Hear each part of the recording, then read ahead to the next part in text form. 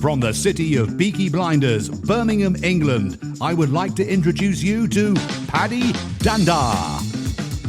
As the world becomes more automated and the robots take over, it's imperative that we build the right human skills for the future.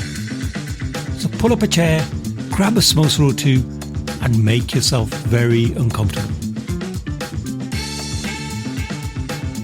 I'm joined by Phil Pelucha, who is the CEO of Billionaires in Boxers, and he's got some phenomenal stories about how he's taken his podcast to a global level, and he's also been working on some pet projects more recently. And so, Phil, I'd love to hear, what are you working on? Thank you. It is a pet project. It's one that actually, if I'm honest, it has as many pros as it does cons. There's some things that have come out the woodwork since starting this project that have made me go, why on earth are we doing this? And then something positive will happen and I'll go, that's why we're doing this. So I am investing up to 25 million Rand, which is about $3 million there or thereabouts of my money and the business's money into 4 different businesses across the emerging markets. We're looking for 2 professional services businesses to invest into and 2 sports businesses because they're the worlds that I live and operate in. They're getting our financial investment, they're getting access to our teams, our network, they're getting my mentorship. It's going to be phenomenal. And they are being created into television series. So the first television series is a bit of a cross between like The Apprentice and Shark Tank,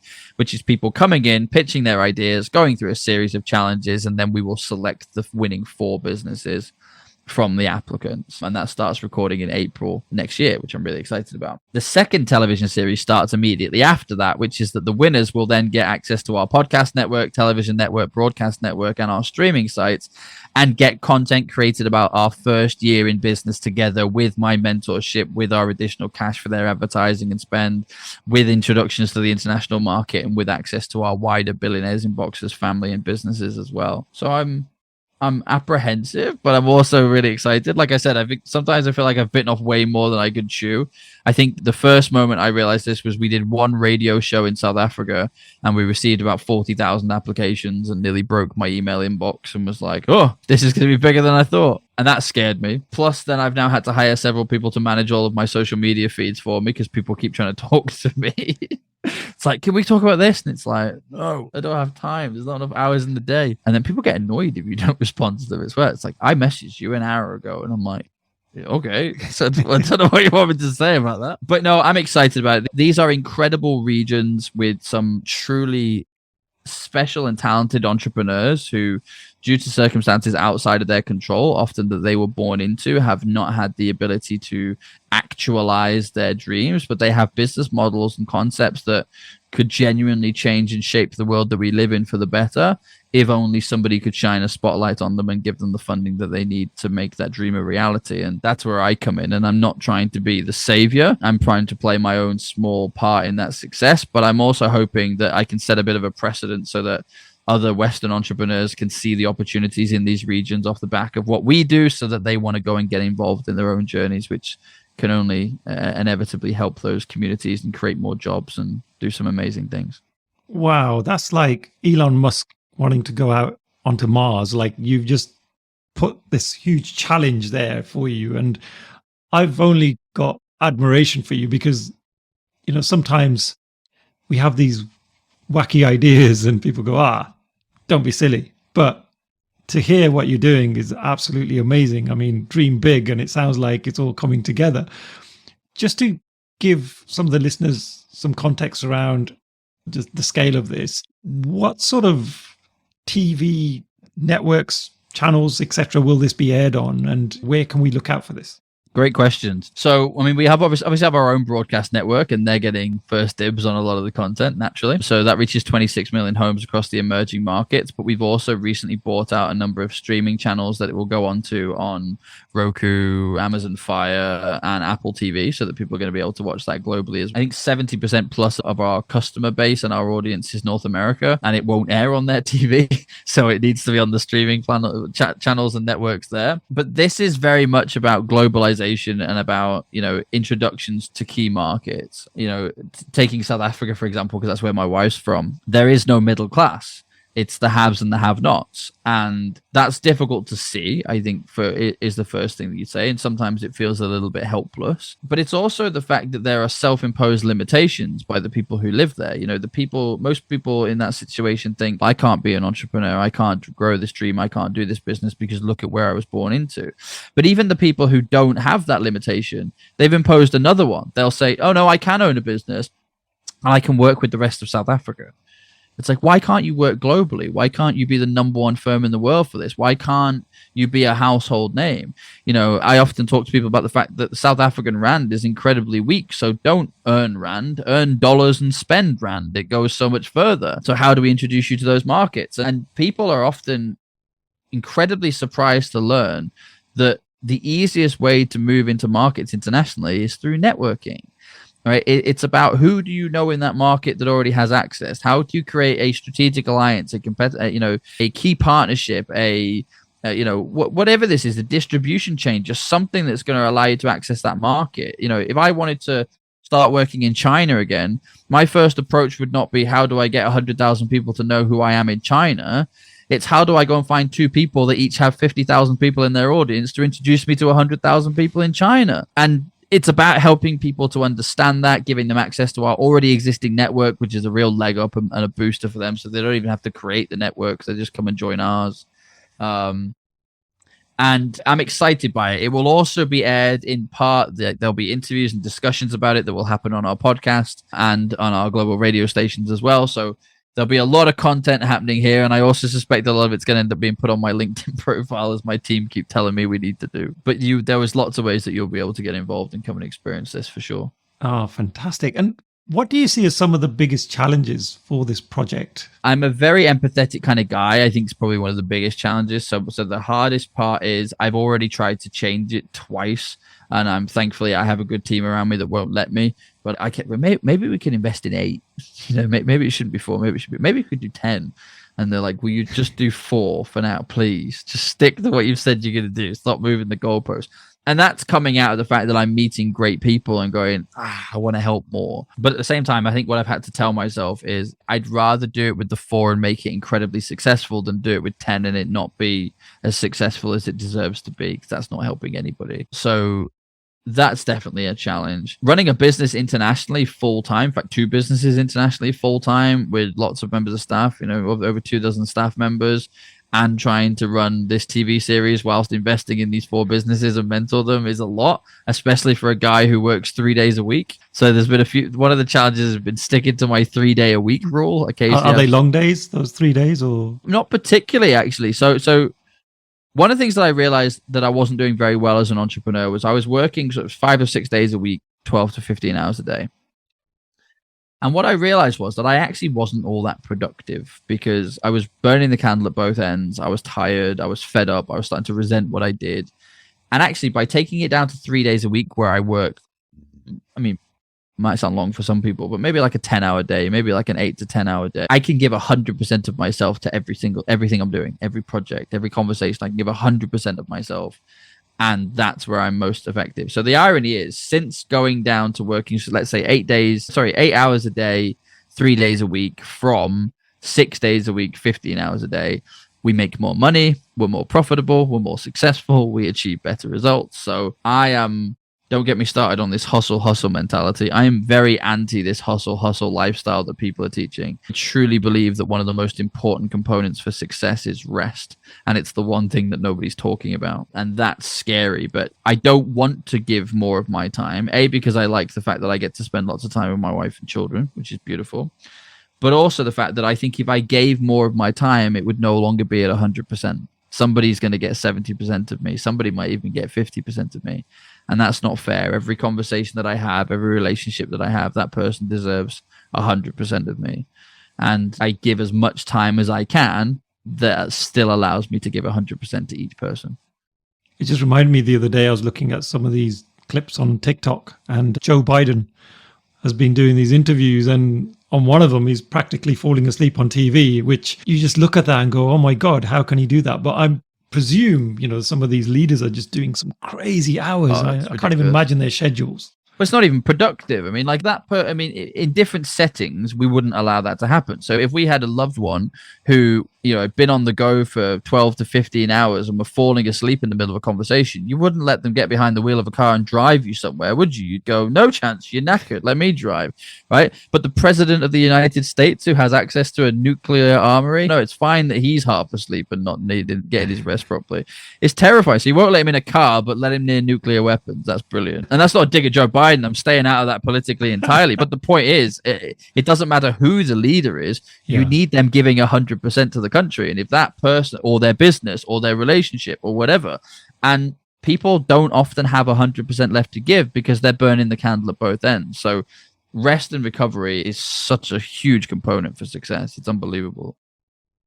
Yeah, no, I totally agree. I think traditionally we've always said work hard, and there's been this kind of mentality that unless you put in the hard graft, you're not going to get the rewards. But yes, hard work is needed, absolutely. But I think there's that boundary between crazy work as well. So, when people say hard work pays off, right? That's not true. Like, I know loads of hardworking people that are broke, right? Bin men are hardworking. They're not millionaires, are they?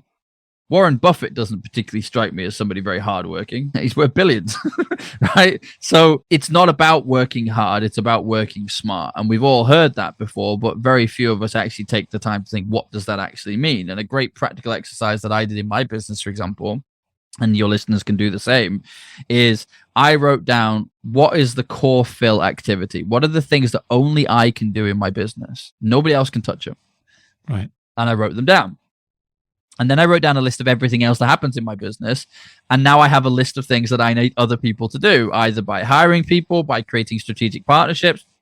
Sometimes I say to people, just hire someone to do that. And they'll instantly think, I can't afford to hire somebody. Okay, don't hire somebody.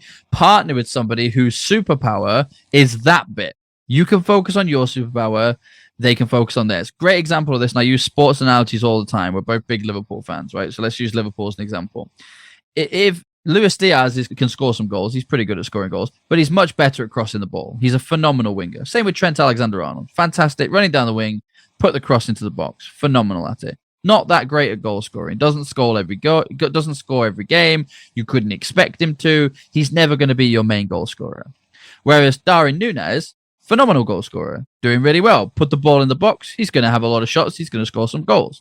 So Darwin Núñez should not be focusing his time as a striker on how to go back and defend, how to become a goalkeeper, how to become a defender. It's not his job. It's none of his business, right?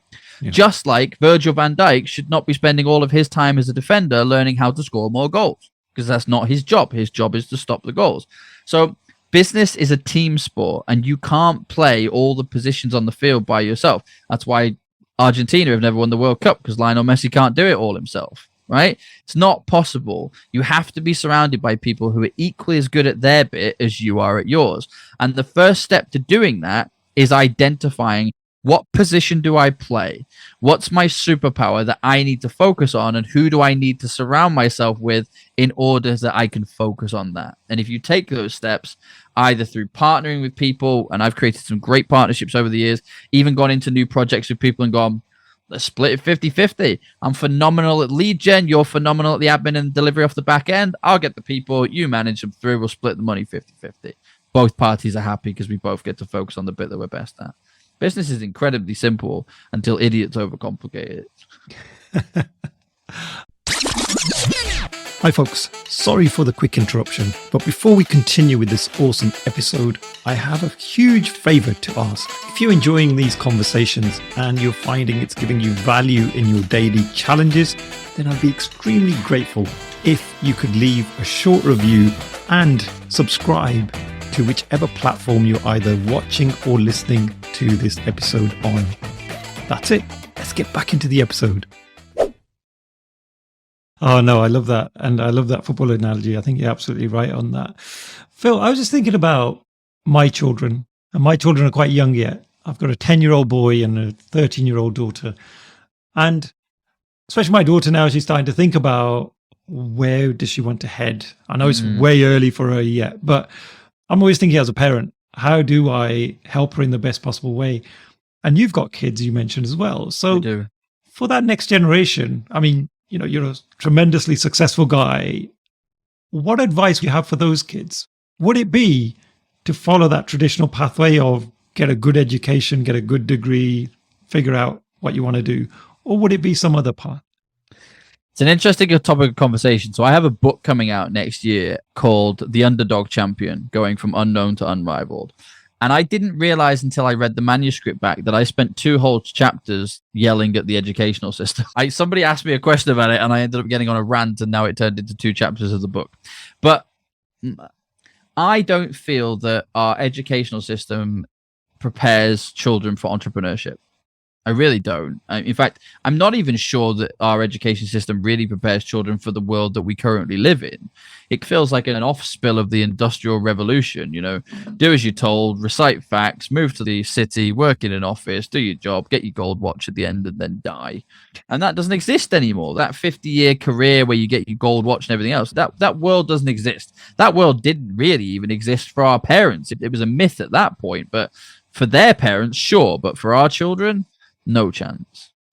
So where I feel the school system really lets people down is this, and then I'll give some advice on what I think people can do with this. But because my children are both homeschooled, full disclosure, so we are educating them to be entrepreneurs. We are preparing them to challenge why things are done in a certain way, and it's quite funny actually. So my children are 9 and 5, and they are already both incredible negotiators. They're brilliant at it. They will barter and negotiate with everything. It's phenomenal to watch. Trying to discipline them's hilarious because they're like, I see your complaint and I raise you this. And it's like, damn, I shouldn't have taught them so well. But here's the thing with school and the educational system. If school was really preparing children for the world of business, at the beginning of the year when you get your grade card and it's like you're doing 9 subjects this year or whatever it is, and if I got an A in one of those grades and an F in the rest of them, I'd be in the principal's office, right? I'd be seeing the head teacher. My parents would be called in for an intervention meeting.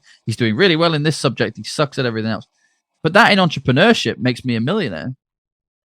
Getting an A in that one thing and being the best at it makes me an incredibly successful person. So actually, instead of punishing children and saying to them, you've got to have A's across the board, you've got to be a generalist, you've got to be good at everything, what we'd be better doing is saying, what do you enjoy?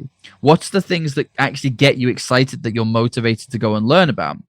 And we're going to give you 2 of those subjects that you're really excited about. And your responsibility is to go and focus into all of your time into those areas, into your superpowers, and get an A in both of those. And the other part of your grade card, we're going to give 2 of those subjects to this guy over here who really loves maths and science, because that's what gets him excited. Because then at the end of the year, you and your small team, your collaborative, your business, would bring your scorecard, your grade card, and it would be straight A's across the board, and you've all passed with flying colors. Because that's how a business works. It isn't let's have one person be a generalist. How many entrepreneurs do we see try and be chief cook and bottle washer in their business? It's not possible. And they try and hold on to that for too long. It's like, I'm really good at this bit, but I hate sales and marketing. I'm having to spend so much of my time trying to learn sales and marketing. No, you don't. That's just what school has taught you need to do, which is say, you're weak in this area. Go and spend more time focused on that. That's terrible advice. You're bad at this, so spend more time on it. That's terrible advice. You're really good at this. Go and get even better at it and be the best at that. And I'll find someone else to do the other stuff that you're not good at. Don't stress about it.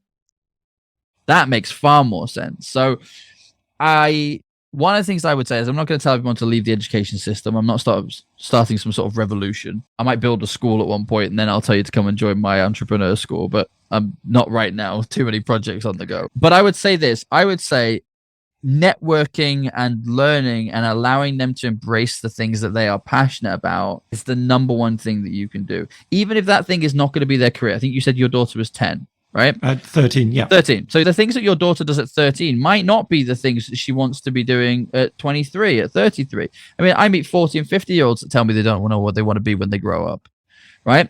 But if the lessons that you're teaching her at 13 are, art's not important, don't worry about that, you need to focus more on your schoolwork, that's setting a very bad example. That's saying to them, you see that thing that you really care about, I'm undervaluing it, I'm devaluing it and telling you that this thing that I think is more important should be where your focus is.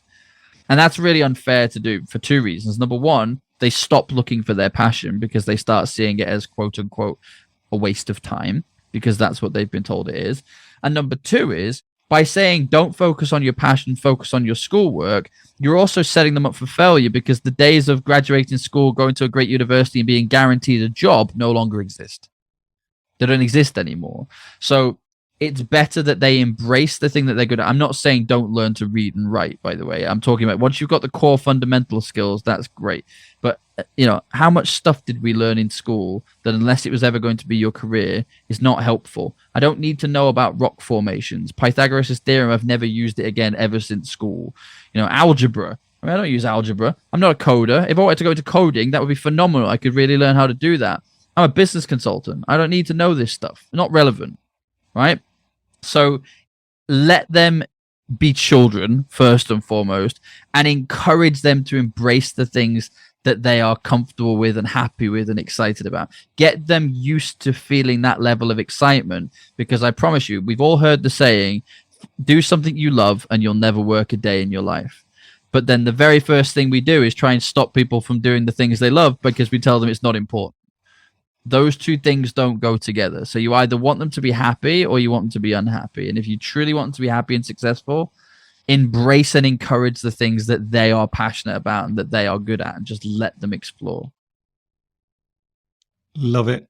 That just sums up my life in a way, Phil, because I wanted to go into art when I left school, and I was told it doesn't pay the bills. What kind of career is that? So I went into technology, and I've done technology ever since. What's been really interesting is the last 6 or 7 years, I've rediscovered my artistic bone in my body. And now I do something called visual thinking. And I actually train people in using hand-drawn visuals in building better teams and collaborating. That's amazing. The world has changed immeasurably within the last, I'd say, even 2 to 3 decades. So trying to behave in the way that our parents raised us and their parents raised them, it's no longer relevant. It doesn't fit anymore. It doesn't. The most successful people in our society, I was listening to, for anybody overseas listening to this, you probably won't get the reference, but I was listening to LBC radio station the other day, Leading Britain's Conversation, and was interviewing the sister of a doctor. And he went to Cambridge University, immigrant family. He went to Cambridge University and finished second in his class. Went and became a doctor. He lives in a studio apartment and can't afford to put the heating on because he doesn't earn enough as a doctor to be able to do that. And he's working 50 plus hours a week. Right? Now, we were all taught doctors earn really good money. You go and become a doctor, you're set for life. Everything's going to be great. Australia are stealing our doctors and dentists like it's supermarket sweep, for those of you old enough to remember the reference, right? They are just grabbing them by the hands because we're very highly trained, and the UK are drastically underpaying people in those professions. So the days of, hey, become an accountant, become a lawyer, become a doctor, and you're made for life doesn't exist anymore.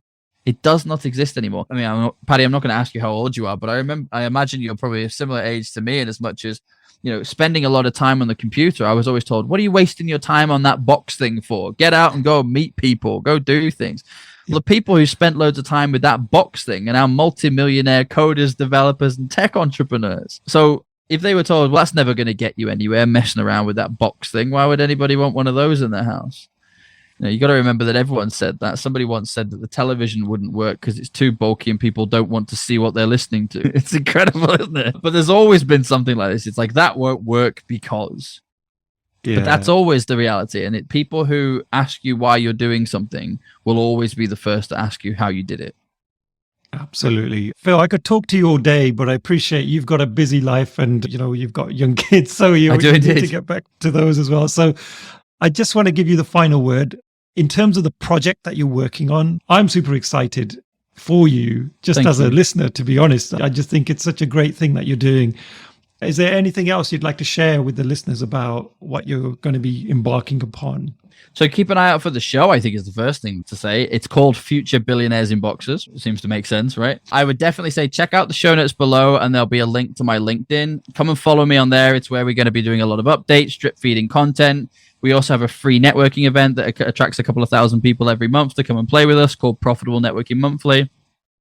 You're more than welcome to come hang out in there. There's some phenomenal people. We're always learning and earning. There's some great stuff happening in there. It's not a pitch fest. In fact, there's no pitching allowed, which is why I think it's so successful, because people just can come in and be themselves and find clients, find partnerships, find media attention. But that's lots of fun.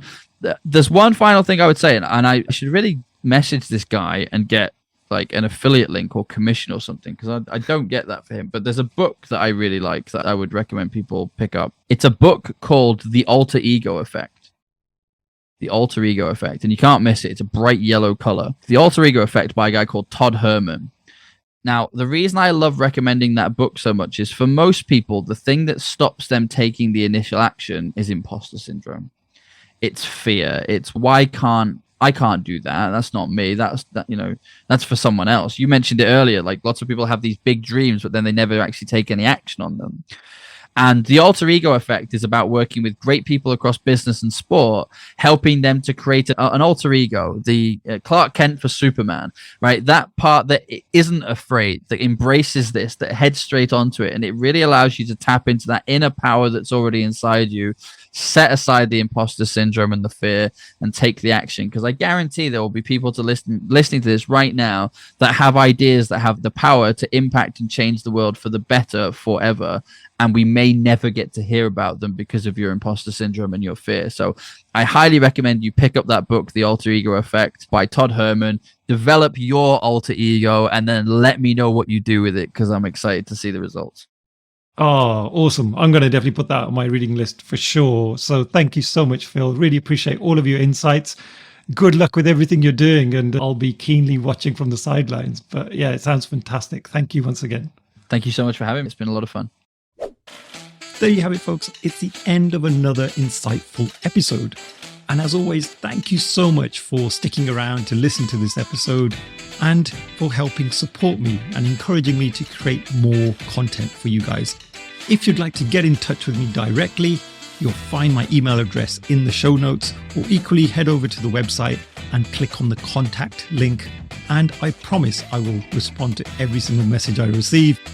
I'm always looking for your feedback, so if you'd like me to change things up or improve things, I would love your opinions.